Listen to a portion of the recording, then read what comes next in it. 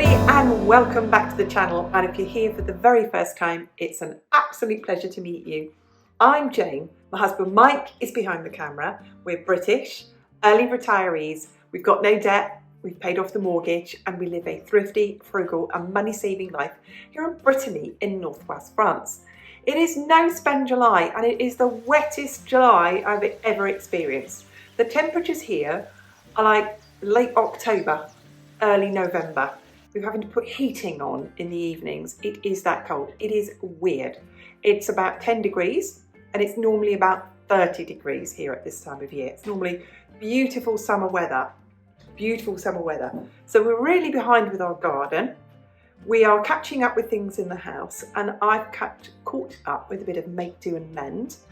And we're also going to share bits and pieces of things that we've been able to do in the garden, which has been really limited. Something I'm going to share with you, for example, is that because of the wet weather, we've got blight. So I've had to strip all the leaves off my tomatoes just to salvage what we've got. I hope you're all okay. I know some of you around the world are having horrifically hot summers. I know some of you in places like Australia, your winter at the moment is better than our summer. Share with me, won't you? How are you doing, all you people, in the horrific heat where we're all living, where it's very, very hot at the moment?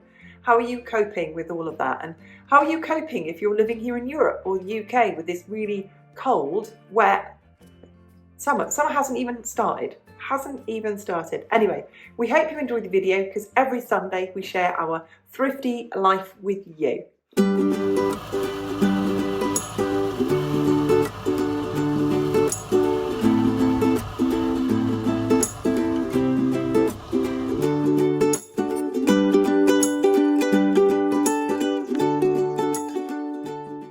Here are the remnants of the tomatoes. Their leaves were showing signs of blight. So to save the tomatoes, which you can see there'll be plenty here, and these are all tomatoes that just get canned, I've stripped all the leaves off and they will still ripen. So at least I won't lose the tomatoes that we've got. And you can see they're starting to ripen.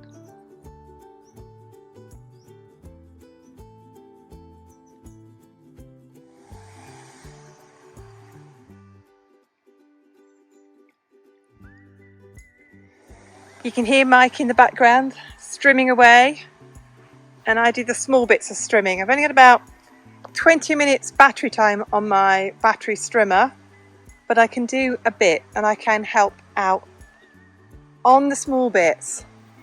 It's pretty physical strimming.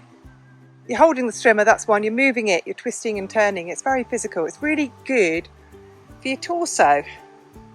So I'm going to go and check out the other bits that need strimming. And another border done and weeded and edged. I'll show you this. That my little arum lily that I planted is coming back to life. But my crocosmias, I was just going to say, have just started to show signs of flowering. First crocosmia flower ever. Let's have a look at this one. Nope. No signs on that one. Oh yes, here. Just starting to flower. And my millepertius that I grew from a cutting, that's flowering.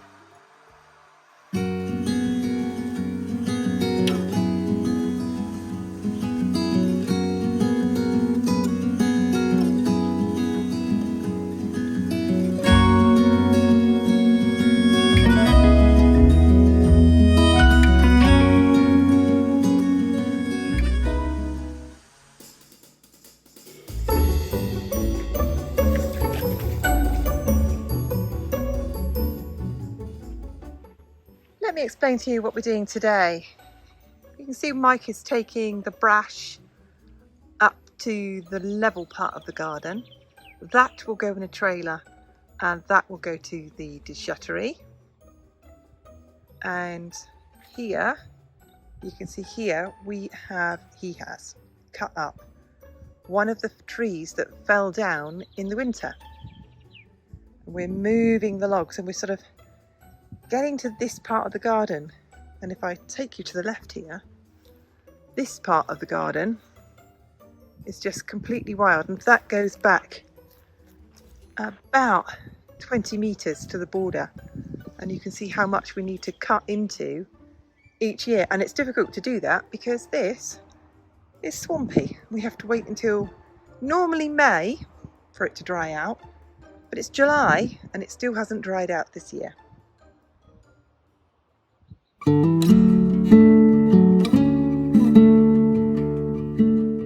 Here is all the brush that we moved up from the bottom of the garden.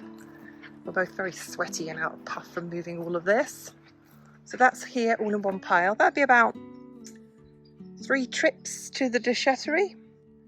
That'll all get turned into compost by the company who pick up all the garden waste. So that's all moved. And if I take you around here to where we chop the wood. First of all, I'll mention to you that Mike strimmed all of this yesterday. Brush whacked, weed whacked all of this, and I have cleaned it all up today and cleaned off all the steps. And here, and there's the wood in the woodshed, ready to be split. We're splitting it green, and we will stack it somewhere green as well. That's it for Sunday. Those of you who know the channel know we do like to get a gardening task done every single day, and that was our task for today.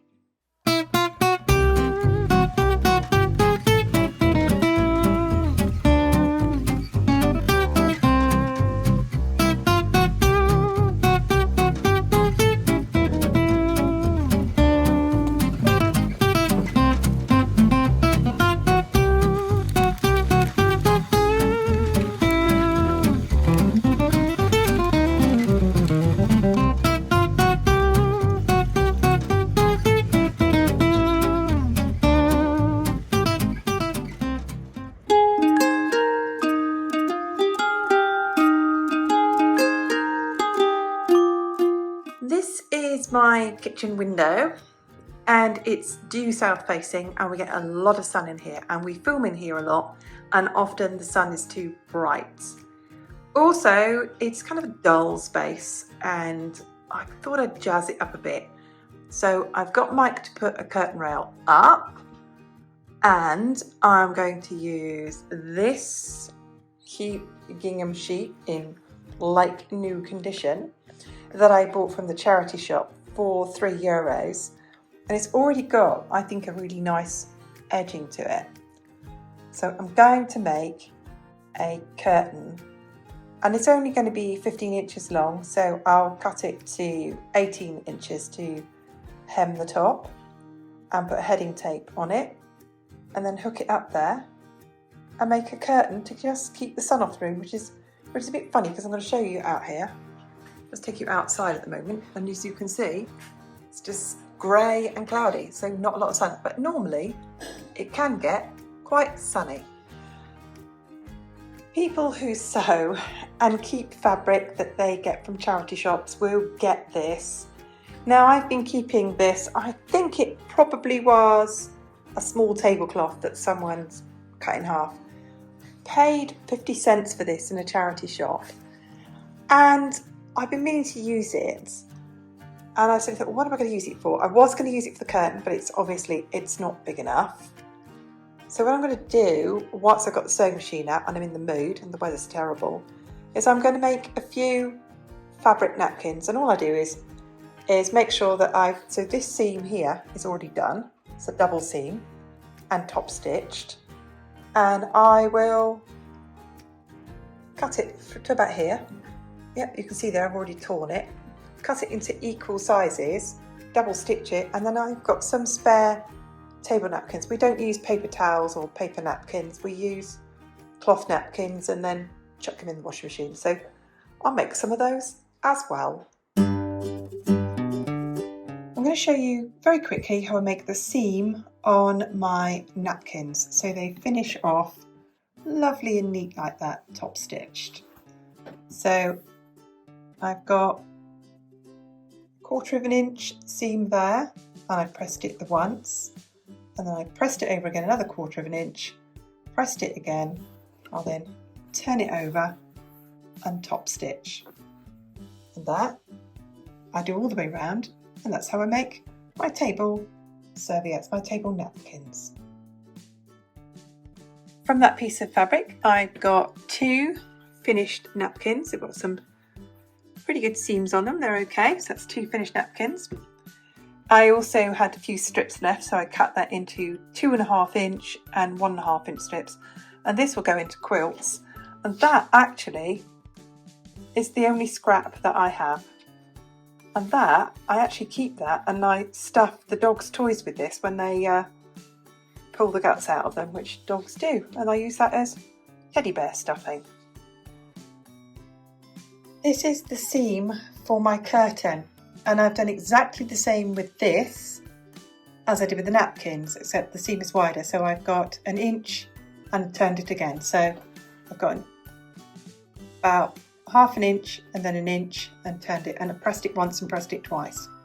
And then what I'll do with this is I will top stitch it on the other side, and I'll put 2 rows of stitches in, one at the bottom, one at the top, one at the top, one at the bottom, and it'll give the curtain structure when it's hanging there.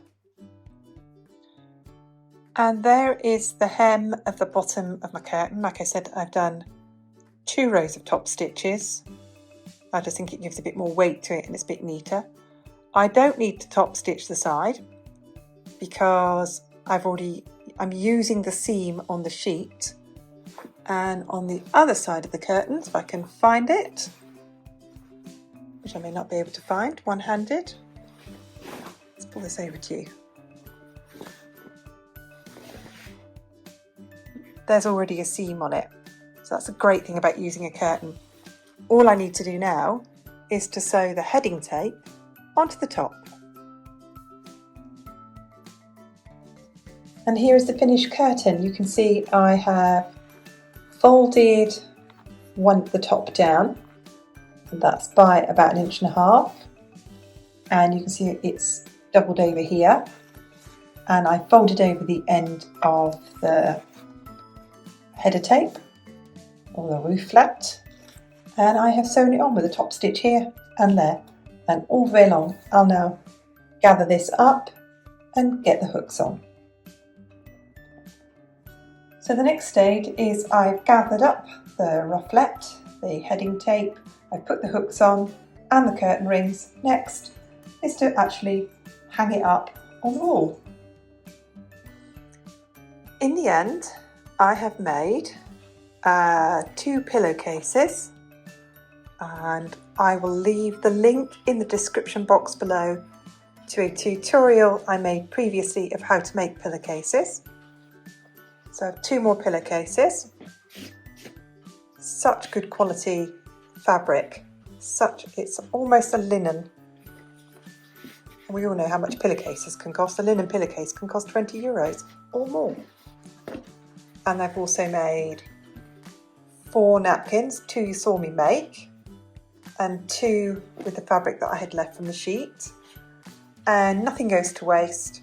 And I've cut 1.5 inch strips and 2.5 inch strips that will go into my quilting fabric. 2 pillowcases, 4 napkins, and 1 curtain.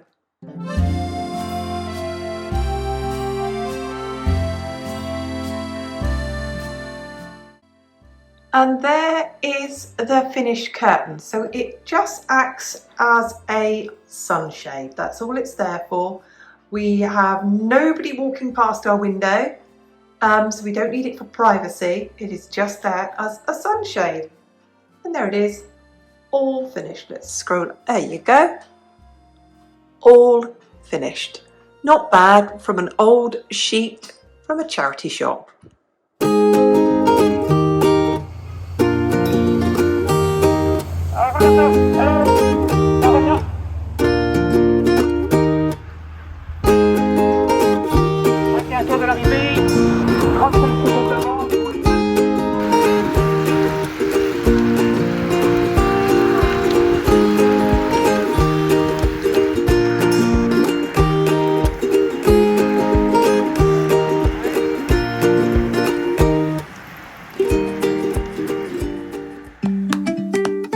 Thank you so much for watching. Thank you massively to everyone who hits the like button. Thank you massively, massively to everybody who leaves a comment. And we'll see you soon. Bye for now.